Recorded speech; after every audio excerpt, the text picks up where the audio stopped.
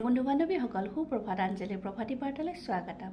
আজি 14 পুহ শুক্লপক্ষ দশমী 1435 ভাস্কৰাব্দৰ যুগ আৰু 30 ডিচেম্বৰ 2025 মঙলবাৰ। আজিৰ প্ৰভাতী বাৰ্তা। সমাজৰ উন্নতি হয় ব্যক্তিৰ ভাল আচৰণ আৰু সৎ চিন্তাৰ পৰা। যেতিয়া আমি একে অপৰৰ প্ৰতি সন্মান, দায়িত্ববোধ আৰু সহানুভূতি ৰাখোঁ, তেতিয়াই সমাজে সঠিক ৰূপত ইতিবাচক দিশটো দেখি পায়। প্ৰিয় বন্ধু বান্ধৱীসকল, সৰু সৰু ভাল চিন্তা কৰি সৰুকৈ আগবাঢ়ি আমি সমাজৰ ইতিবাচক ৰূপটো দেখুৱাই দিব পাৰোঁ।